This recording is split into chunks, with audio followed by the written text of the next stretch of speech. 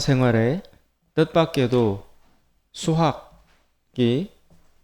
수학이라는 학문이 많이 적용되고 있음을 알 수 있습니다. 대표적으로 십진법이라는 계산법이 있습니다. 10을 단위로 계산하고 또 생각하는 것.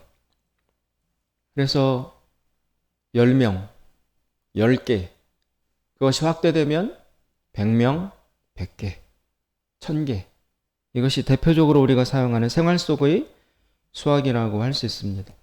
또 12진법도 있죠. 1년을 12달로 나누는 것. 하루를 12시간 곱하기 2에서 24시간으로 나누는 것도 12진법. 또 동양에서 12띠, 그렇죠? 쥐띠, 소띠 이렇게 해서 12개의 관점으로 보는 것도 수학이 적용된 것이라고 할 수 있습니다. 3이라는 숫자도 많이 적용이 됩니다. 3가지. 중요한 것 3가지. 3가지. 3원소, 3요소. 국가를 이루는 3요소가 뭐냐? 색의 3원소가 무엇이냐? 또 3인행의 필요아사라. 한자인데 3명이 걸어가면 반드시 그 안에 내 스승이 있다. 이런 식으로 3을 기준으로 해서 여러 가지 것들을 분류하기도 합니다. 또 3에서 파생된 어떤 분류법으로 구구단이 있습니다. 구구단. 3 곱하기 3은 9잖아요. 3 곱하기 3은 9. 또 거기에다 9를 곱하니까 9 곱하기 9는 81. 이렇게 해서 구구단이 9단으로 이루어져 있습니다. 인도 사람들은 구구단이 여러분 18단까지 있대요. 19단까지인가 참. 그래서 우리나라는 99, 81에서 끝나지만 그 사람들은 19 곱하기 19까지 있어서 계산이 암산으로 금방 되는 거예요. 그래서 인도 사람들이 수학에 굉장히 뛰어나기 때문에 미국의 실리콘밸리라는 그 IT 기업의 최첨단 현장에서 인도 사람들이 많이 뛰어난 인재로 활용이 되고 있습니다. 이게 다 어릴 때 19단까지 구구단을 외운 것에서 기원하는 힘이라고 합니다. 구약의 이스라엘 사회에서는 40이라는 수를 대단히 중요시 여겼습니다. 그래서 모세가 광야에서 있었던 시간도 40년. 하나님의 부르심을 받은 것은 40 곱하기 2에서 80살 때. 모세가 죽은 것은 40 곱하기 3을 해서 120살 때 죽었어요. 또 신약에 오면 예수님이 광야에서 금식하신 기간이 40일이에요. 성경에 보면 40이라는 수를 매우 중시하는 것을 볼 수 있습니다. 이런 여러 가지 수학적인 인생의 적용법이 있는데 그 중에서도 가장 인간에게 보편적으로 활용되고 있는 수학적 관점이 있다면 바로 이진법입니다. 이진법. 이를 적용해서 세상을 보는 방식입니다. 이진법은 바로 이분법이라고 할 수 있습니다.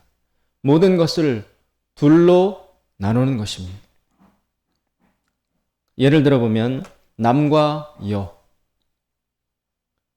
이 땅에 지금은 글쎄요 70억이에요? 80억이에요? 그 정도 되는 사람이 있지만 딱 두 종류로 나눌 수 있죠. 남자와 여자.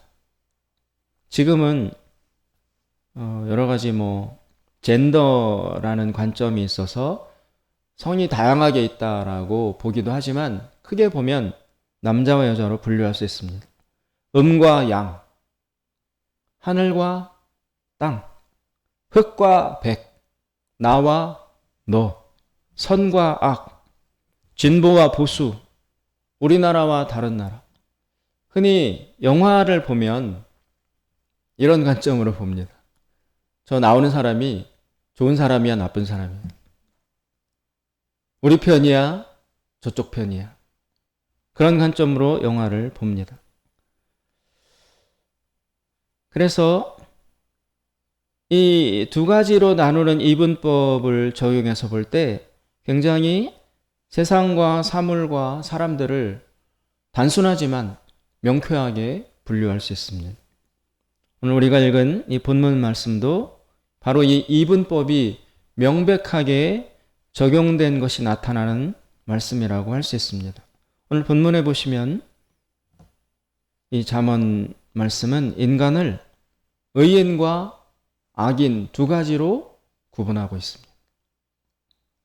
여러 가지 말이 나오지만 철저히 의인과 악인으로 구분해서 그 두 가지를 대조하는 방식으로 오늘 말씀을 전개하고 있습니다. 그래서 의인의 삶과 악인의 삶이 오늘 본문을 통해서 강하게 대조되고 있는데, 이 의인과 악인의 확실한 구분점이 제시되고 있습니다. 그것은 바로 바람이 지나고 나면 알 수 있다. 그 사람이 의인인지 악인인지 바람이 지나고 나면 알 수 있다고 오늘 본문은 나오고 있습니다. 25절에 보시면 회오리 바람이 지나가면 악인은 없어져도 의인은 영원한 기초 같으니라. 평소 우리가 살아갈 때 그 사람이 의인인지 악인인지 구분할 수 없습니다. 또 나 자신이 의인인지 악인인지를 알 수 없습니다. 그러나 바람이 불어오면, 강력한 회오리 바람, 인간으로서 거역하기 어려운 강력한 태풍과도 같은 인생의 바람이 불어오고 지나가고 나면, 그러고 난 다음에 그 사람이 의인이었는지 악인이었는지를 확실하게 구분하는 것이 가능해진다는 것입니다. 25절 말씀에 보면 회오리 바람이 지나고 나면 악인은 사라지고 없습니다. 그러나 의인은 그 자리에 견고히 남아 있습니다. 이 회오리 바람이라는 것은 인생의 큰 고난, 환난, 역경, 위기 이런 것을 뜻합니다. 그래서 의인은 그런 엄청난 인생의 시련과 고난을 겪고서도 건재합니다. 그런 사람을 의인이라고 성경은 일컫습니다. 그러나 악인은 그런 막강한 환난이 닥쳐오면 못 견디고 사라지거나 무너져서 그 존재가 없어진다는 것입니다. 우리나라에는 그런 바람이 없지만 미국이나 저 대륙 쪽에 보면 정말 우리의 상상을 초월하는 회오리 바람이 불기도 합니다. 영어로 토네이도라고 그러죠. 토네이도.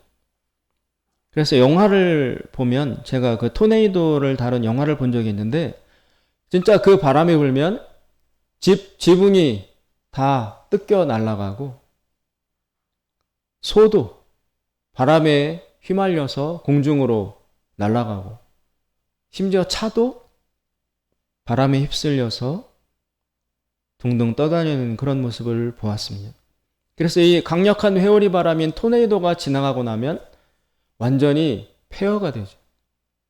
집도 무너지고 차들도 날아가고 짐승도 다 흩어지고 곡식도 모두 뽑혀서 하나의 농사가 쓸모 없어지고 뚝도 무너져서 홍수가 나고 정말 남아있는 것이 하나도 없을 정도의 황폐함이 이 토네이도와 같은 강력한 회오리 바람이 지나가고 나면 그 자리에 폐허가 남게 된다는 것입니다. 이런 강력한 바람을 견디기 위해서는 어떤 조건이 필요할까요? 이처럼 모든 것을 날려버리는 바람, 그 바람이 지나가고 난 뒤에도 여전히 그 자리에 남아 있으려면 어떻게 해야지 그것이 가능합니까? 첫째, 스스로 무게가 많이 나가야 합니다. 그렇죠? 무게가 많이 나가야지 그 강력한 바람이 불어와도 그 자리에 여전히 남아있을 수 있는 것입니다. 거대한 바위라든지 그렇게 하여튼 그 바람을 견딜 수 있을 만큼의 엄청난 무게를 지니고 있어야만이 그 바람에도 견딜 수 있다는 것입니다. 그렇다면 이런 조건으로 우리 인간을 들여다보면 우리 인간은 아무리 여러분 살이 찌고 체격이 좋고 키가 크고 그래도 인간은 많이 나가야 120kg, 150kg, 진짜 많이 나간다고 해도 200kg를 넘어가지 못하죠. 넘는 사람도 가끔은 있지만 우리 스스로의 힘으로 무게를 아무리 키운다고 해도 100kg 넘어가기도 힘듭니다. 그런데 차도 날리고 소도 휩쓸어가는 그런 바람이 닥쳐온다면 우리 인간 자신의, 나 자신의 무게만 가지고는 절대로 그 바람을 견딜 수 없습니다. 이 회오리 바람 태풍을 우리 인생에 불어오는 고난과 환난과 시련의 바람이라고 해석한다면 우리는 과연 그 인생의 바람을 견딜 수 있을 만큼의 무게를 우리 스스로가 지니고 있는가? 내 머리, 내가 가진 재산, 지식, 나의 배경, 백그라운드, 인맥 이런 모든 것을 다 동원한다고 할 때 내 인생에 닥쳐오는 예상치 못한 엄청난 바람, 난 그것을 끄떡없이 견딜 수 있다라고 자신할 수 있겠는가? 가까운 예로 들어보면 여러분, 코로나라는 질병이 아직도 전 세계를 장악하고 있습니다. 누가 예측을 했습니까? 아무도 예상을 못했습니다. 작년에도 예를 들었는데 상주 시내에 나가면 새로 영화관을 개업한 곳이 있어요. 자주 그 앞을 지나가니까 공사하는 현장도 다 우리 상주 시민들이 다 지켜봤어요. 상주 시내의 아주 메인 도로이기 때문에 거기를 지나가지 않는 사람이 없습니다. 버스를 타도 운전을 해도 걸어서도 다 거기를 지나가게 되어 있습니다. 그래서 좁은 곳이기 때문에 새로운 건물을 짓는 것을 볼 때 저기가 무엇을 하려고 짓는 것인지 우리가 다 알아요. 그리고 언제 건축을 완공해서 영화관을 시작하는지 광고도 걸려 있었어요. 언제 개업한다. 언제 시작한다. 그런데 공교롭게도 그 문을 열겠다는 예고한 시기와 코로나가 시작된 시기하고 정확히 일치했어요. 정확히. 그 건물을 지은 사람, 그 건물에 입주한 사람, 그리고 그 개점을 이제 영업 시작하는 것을 계획했던 그 사람들은 얼마나 꿈에 부풀었겠습니까? 얼마나 많이 노력했겠습니까? 얼마나 기다려왔겠습니까? 자신의 인생의 모든 것을 투자해서 그 사업을 준비했을 것입니다. 그러나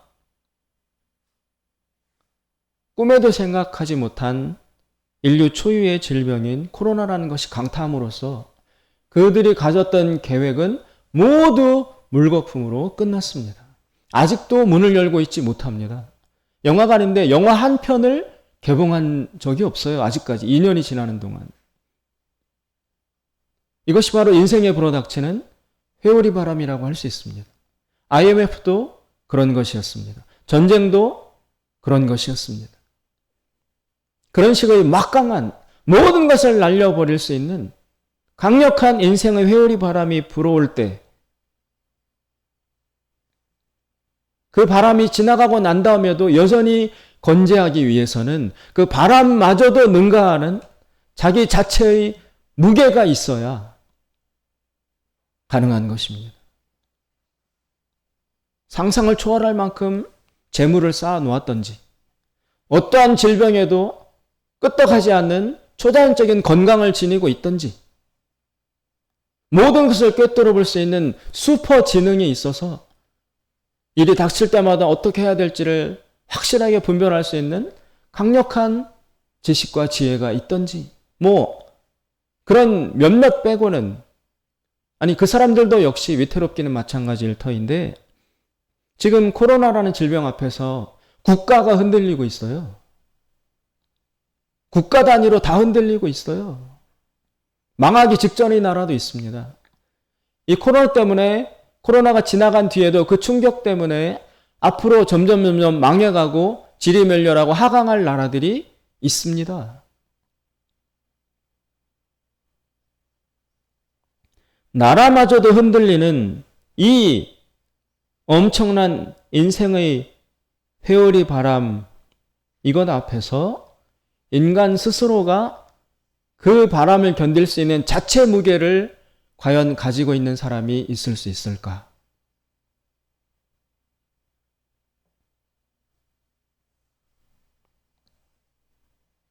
이 거대한 바람을 인간 스스로의 힘으로는 이겨낼 수가 없습니다. 그래서 이 기준으로 보면 모든 인간은 사실상 오늘 본문이 말씀하는 악인에 해당이 됩니다.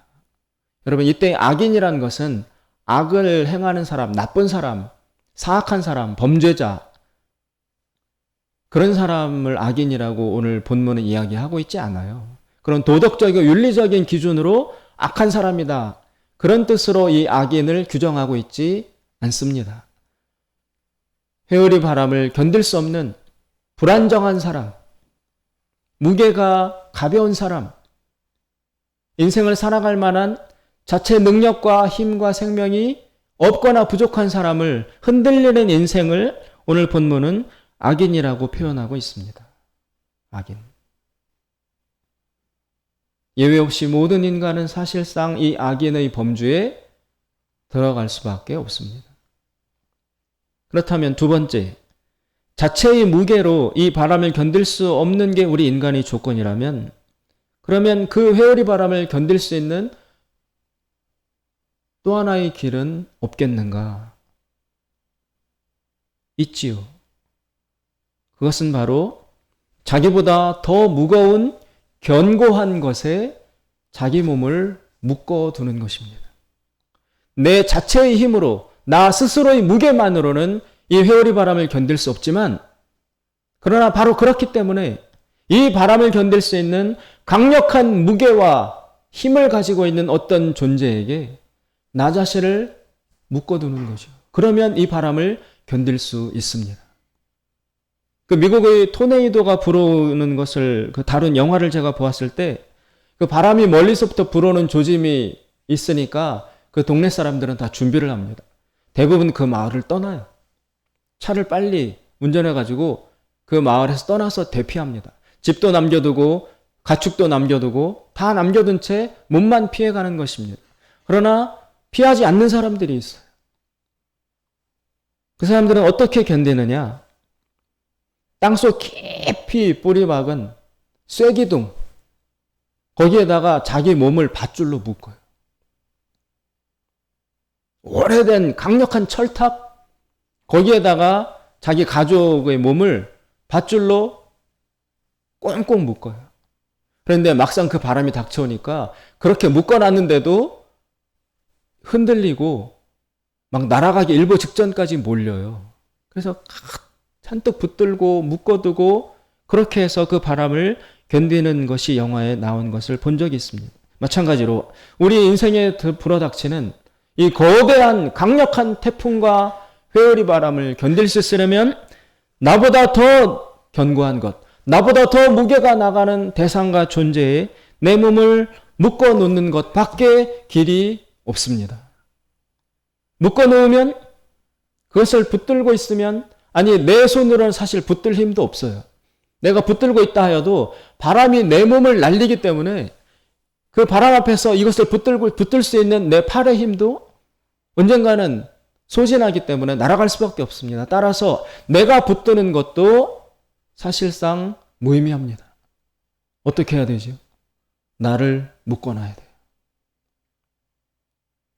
내 손과 팔의 힘으로 견디는 것이 아니라 나를 거기에 묶어놓는 사람만이 그 바람을 견딜 수 있습니다. 이 사람을 오늘 본문은 의인이라고 일컫습니다. 의인은 옳은 일 하는 사람, 착하고 선하고 깨끗한 사람을 의미하는 것이 아니라 인생의 여러 가지 환난과 시련과 요동 앞에서도 흔들리지 않고 바람이 지나가고 난 후에도 여전히 그 자리에 남아있을 수 있는 견고한 사람을 오늘 본문은 의인이라고 부르고 있습니다. 그래서 인생은 두 종류로 의인과 악인으로 나뉜다. 바람 앞에서도 견고히 남아있는 자가 있고 그 바람에 날아가서 존재 자체가 소멸해버리는 그런 불안정한 사람이 있다. 두 종류가 있다. 우리는 어떤 사람이 되겠는가라는 질문을 오늘 본문 말씀은 해오고 있는 것입니다. 의인이 되기 위한 조건은 자신의 무게만으로는 가능하지가 않다. 그래서 나보다 더 능가하는, 나보다 더 무거운 존재와 사물에게 나를 묶어두는 그 사람이 바로 성경적인 의인이라고 할 수 있습니다. 그렇다면 여러분, 우리가 묶어둘 수 있는 내 삶을, 내 생명을 묶어둘 수 있는 그 견고한 존재와 기초, 그것은 무엇입니까? 도대체 나를 어디에다 묶어놔야 인생의 회오리 바람 앞에서 견딜 수 있겠습니까? 오늘 본문 말씀은 단 하나, 확고하고도 분명하게 우리 자신을 묶어둘 수 있는 유일한 대상이 바로 하나님이시라고 말씀하고 있습니다. 하나님에게 자신을 묶어두는 사람, 그 사람이 의인이에요. 하나님에게 자신을 묶어두는 그 사람은 어떤 인생의 회오리 바람이 닥쳐도 견딜 수 있다는 것입니다. 그 바람이 지나가고도 그 사람은 남아있다는 것입니다. 그러나 하나님에게 자신을 묶어두지 않는 모든 사람은 바람 앞에서 다 날아가서 바람이 지나가고 난 후에 그 존재를 찾아볼 수가 없다.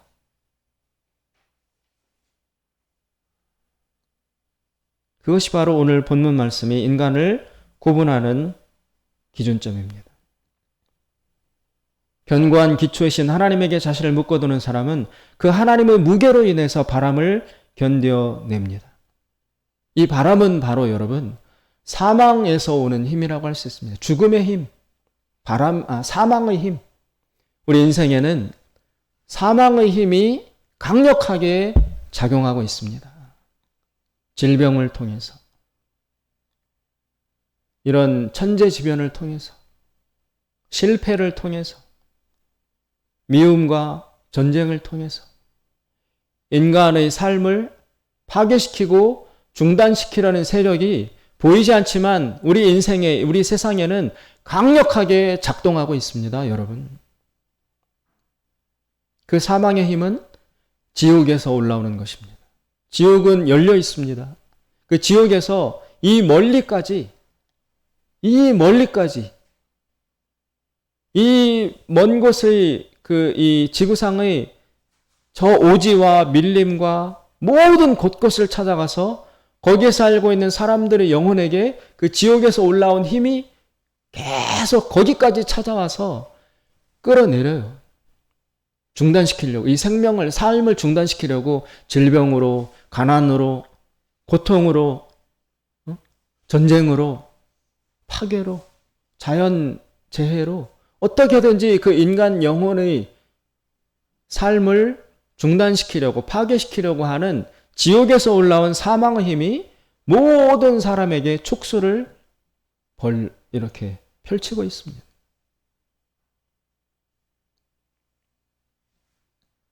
이 사망의 힘을 이기기 위해서는 단 하나, 생명의 힘밖에 없습니다. 이 사망을 이기는, 이 죽음의 세력을 이기고도 남는 생명의 힘이 우리에게 부어져야 끊임없이 우리를 붙잡고 죽음으로 몰아내리는 사망의 힘을 이기고 앞으로 전진해 나갈 수 있는 것입니다. 이 생명의 힘은 어디서 오느냐? 창조주 하나님으로부터만 오는 것입니다. 그 생명의 힘, 창조주 하나님은 모든 것을 창조하셨어요. 생명을 창조하셨어요. 그래서 살게 하셨어요. 창세기에 보면 모든 만물을 창조하신 후에 특히 사람에게 생육하고 번성하라, 땅에 충만하라, 모든 것을 정복하라, 그러면서 생명의 명령을 내리셨습니다. 저는 시골에 와서 제일 힘들고 어렵고 강력한 고난이 뭐냐면 여름에 자라는 풀이에요. 잡초. 무섭게 자라요, 진짜. 도망가고 싶어요. 근데 도망갈 데가 없어요. 앞마당에도 풀, 뒷마당에도 풀, 옆을 봐도 풀. 여름에 보면 사방 온 천재가 다 초록색이에요. 그게 무서운 때가 있었어요. 진짜 여름에 저 혼자 있을 때. 이야, 무섭다. 이걸 어떻게 막을 수 있나. 그런데 관점을 달리해서 보니까 야, 이 작은 풀, 이 작은 벌레 하나도 살려고 몸부림쳐요. 풀도 살려고 저렇게 자라나는 거 아닙니까? 살려고.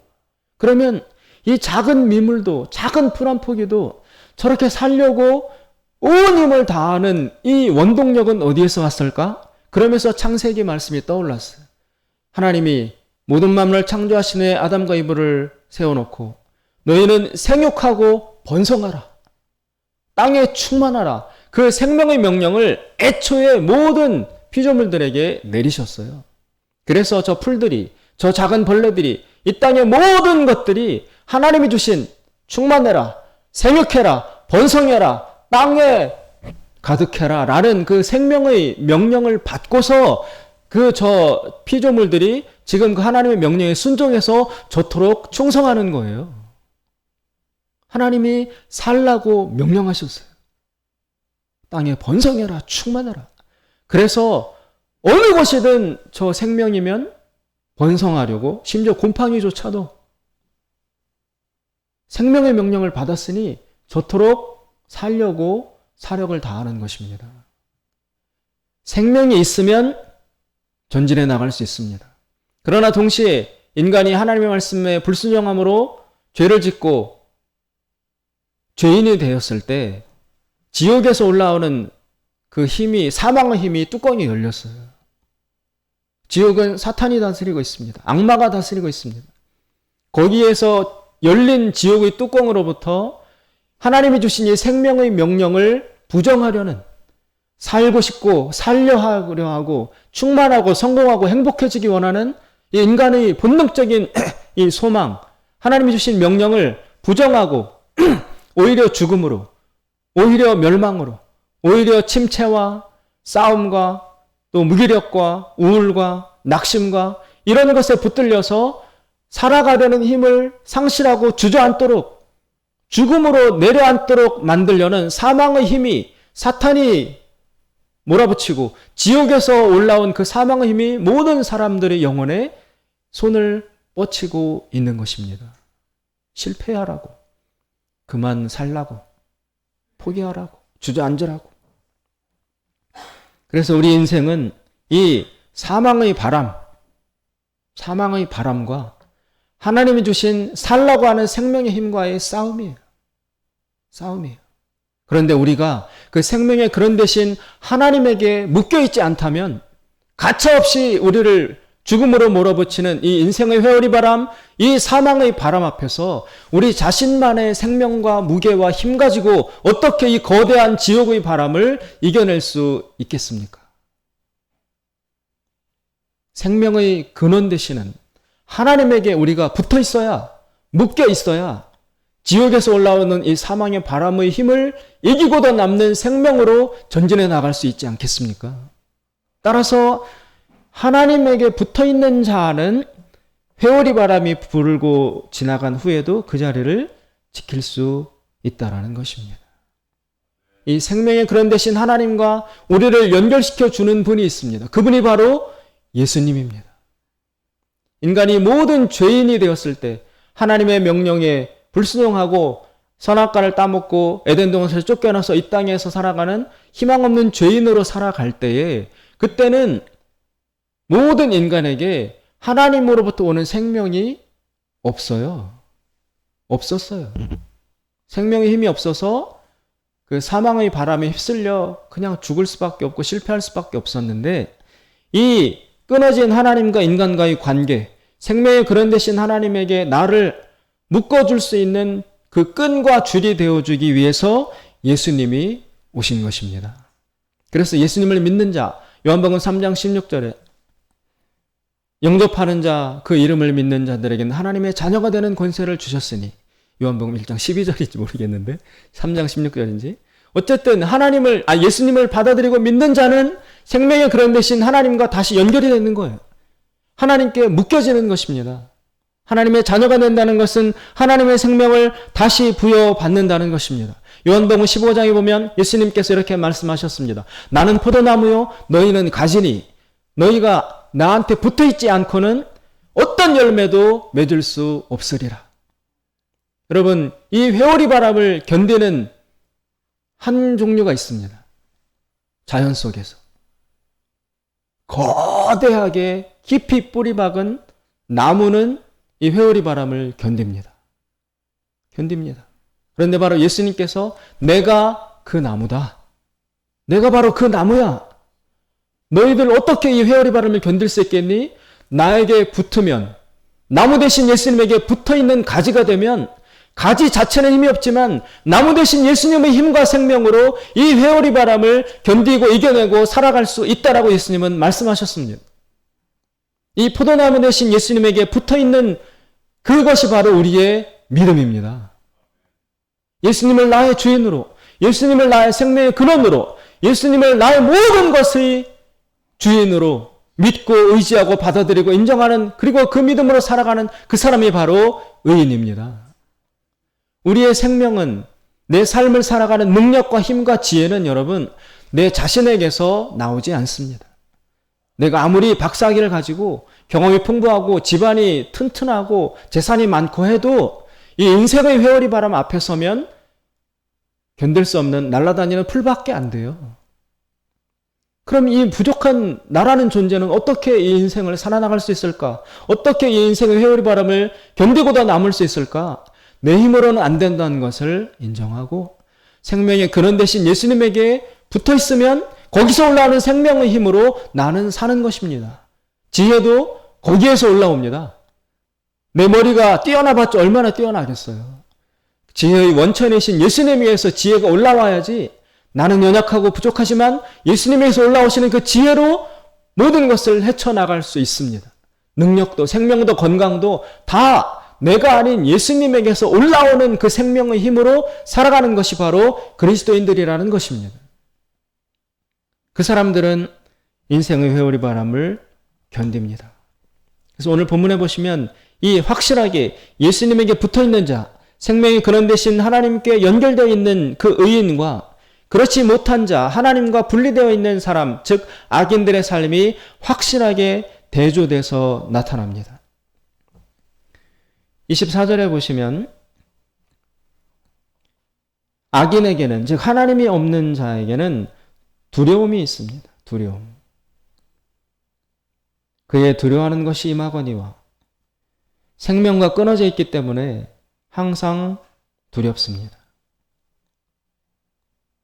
그 다음에 27절에 보시면 여호와를 경외하면 장수하느니라. 그러나 악인의 수명은 짧아지느니라. 생명의 근원 대신 예수님에게서 분리되어 있기 때문에 늘 두려워요. 그래서 25절에 그 회오리 바람을 못 견딥니다. 그러니까 걱정이 많고 두렵고 불안하기 때문에 당연하고도 자연스럽게 수명이 짧아집니다. 장수하지 못합니다. 그리고 30절에 보시면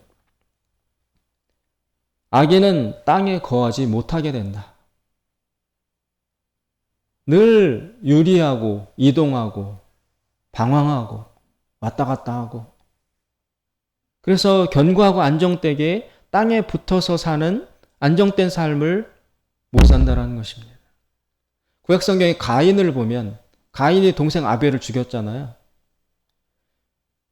가인은 늘 쫓겨다녀요. 에덴 동산을 나와서 가인은 늘 이쪽 저쪽으로 이동하고 다닙니다. 유목이 가인에게서 시작이 됐습니다. 그리고 가인은 자기 죄 때문에 만나는 사람마다 자기를 죽일까 하는 두려움이 있었어요. 그래서 하나님에게 찾아가서 두렵습니다. 그러니까 하나님께서 너를 해치지 못하게 하는 표를 너에게 주겠다. 이런 내용이 나오는데, 가인과 같은 내면을 가지고 있는 사람이 바로 이 악인입니다. 하나님과 분리되어 있기 때문에 기초가 없기 때문에 걱정이 많고 두렵고 무능하고 바람을 못 견디고 땅에 안정되지 못하고 늘 유리방황하고 돌아다니면서 그 결과 인생의 수명도 짧다. 이게 악인의 삶입니다. 하나님 없는 자의 인생이 그렇다라는 것입니다. 반면에 의인의 삶은 21절에 보시면 의인의 입술은 여러 사람을 교육하나. 의인의 입에서 나오는 그 생명의 말씀이 여러 사람에게 덕과 유익과 영향을 끼친다라는 것입니다.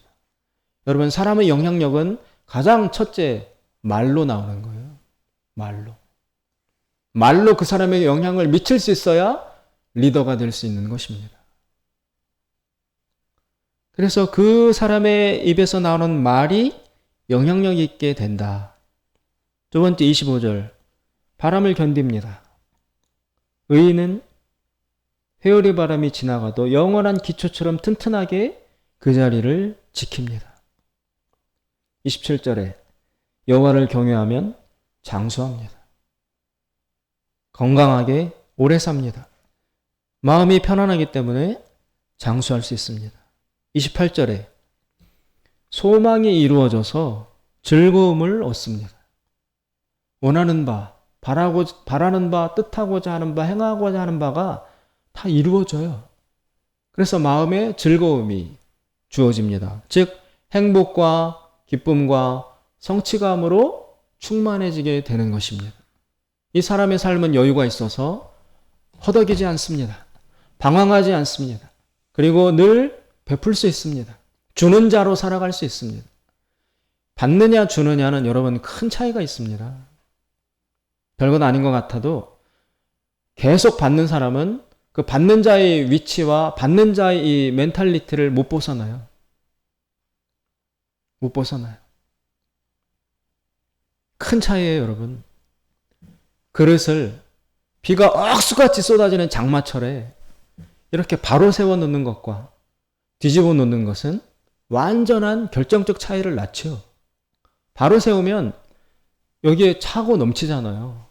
그러나 이렇게 거꾸로 해놓으면은 다 떠내려가는 비가 내려도 이 그릇은 빈 채로 있는 거예요. 그래서 줄 수 있는 마음, 주지 못하는 마음, 받기만 바라고 받는 것을 더 좋아하고 그러는 마음 차이에는 굉장한 차이가 있어요. 굉장한 차이. 줄 줄 아는 마음이 될 때, 주는 것이 즐겁고 기쁠 때 인생이 행복한 겁니다. 차 있으니까 주게 되는 거예요. 못 주는 사람은 사실상 없어요. 내면에. 없어요. 마음에 없어요. 마음에. 물질적으로는 여러 가지 채워두고 다 충분하고 풍성함에도 불구하고 마음에 그것을 누릴 수 있는 기쁨과 충만함이 마음에 없어요. 그래서 어딜 가도 받기를 좋아해요. 받는 데만 찾아가요. 뭐 하나 받고 얻으면 되게 좋아해요. 그러나 그것은 행복이 아닙니다. 그렇게 일평생 살았을 때 과연 영혼에 남는 것이 무엇이 있을까? 주는 사람. 없어도 줄 줄 아는 사람. 주고자 하는 사람, 주는 마음이 있는 사람이 그 사람이 행복한 것입니다. 오늘 본문 말씀은 이분법을 사용해서 단호하고도 분명하게 의인의 삶과 악인의 삶을 구분하고 있습니다. 이 말씀은 하나님에게서 나온 진리의 말씀입니다. 하나님이 인간을 다 꿰뚫어 보시고 인간이 살아가는 삶을 정확히 아시는 하나님께서 인생들아, 너희들의 삶은 두 종류가 있다. 의인의 삶과 악인의 삶이 있다. 너희들은 어떤 삶을 살기를 원하느냐? 의인의 삶은 이렇게 소망이 이루어지고 기쁘고 장수하고 바람도 견디고 입술에 나오는 말도 영향력이 있고 이렇게 살아간다.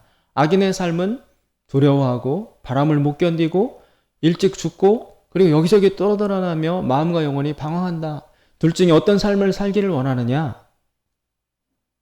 그 삶의 결정권은 바로 생명의 근원 되시는 하나님에게, 예수님에게 붙어 있느냐 아니냐가 그것을 결정한다.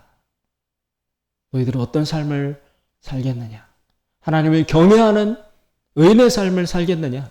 하나님을 무시하고 하나님을 외면하고 하나님을 뒤로 미루고 하나님께 순종하고 하나님께 기쁨을 가져다 드리고 하나님과 밀착하여 하나님께 기도하며 하나님의 뜻을 듣고 하나님 말씀대로 행하고자 하는 그 삶을 자꾸만 뒤로 미루면서, 그러나 어느새 시간도 지나고 자기도 모르게 사실상 지나와 보니 악인의 삶을 살아온 그런 어리석은 인생으로 살겠느냐? 이런 질문을 우리에게 던지고 계십니다. 사랑하는 여러분, 지금이 바로 우리가 결정하고 반응을 해야 할 그 시간입니다. 여기서 더 미루면, 더 늦춰지면, 그렇게 악인의 삶을 살다가 뒤늦게 하나님을 깨닫고 그때 돌아오면 얼마나 허무하고 허망하고 어리석은 것입니까? 지금 이 시간 우리가 결단하고 하나님을 경외하는 삶을 살아야 되겠다. 하나님의 말씀을 듣고 그 말씀에 기쁘게 순종하고, 그래서 하나님이 주신 축복을 받고 많이 영향력을 미치고 다른 사람을 베풀고 나눠주는 복의 근원과 통로로 살아가는 생명이 충만한 사람으로 나는 지금 이 시간부터 살기를 결단하겠다. 이 사람이 지혜의 사람이요 믿음의 사람인 것입니다. 예수님께서는 늘 무서운 말씀을 하셨습니다. 귀 있는 자는 들을지어다. 듣는 자가 복된 자이라는 것을 우리 마음속에 새기시는 이 시간 될 수 있길 주님의 이름으로 축원드립니다. 기도하겠습니다. 자비로우신 하나님 아버지, 우리 자신을 돌아볼 때 정말 그 무게가 보잘것없음을 고백할 수밖에 없습니다. 내 자신의 무게와 힘으로 어떻게 이 인생에 닥쳐오는 거대한 회오리 바람을 견디고 내 자리를 지킬 수 있겠습니까? 이 시간 생명의 근원 되시고 주인 되시는 하나님께 내 삶을 묶어두기를 원하오니 포도나무 되신 예수님, 저의 고백과 믿음과 기도를 받으셔서 견고하신 포도나무에게 붙어있는 가지가 될 수 있도록 도와주시옵소서. 그래서 나를 통하여 예수님이 보내시는 그 생명의 힘이 무럭무럭 그리고 콸콸콸콸 흘러 넘치게 하셔서 다른 사람에게까지 전달이 될 수 있도록 이 부족한 가지를 축복하시고 사용하여 주시옵소서. 예수님의 이름으로 기도드리옵나이다. 아멘.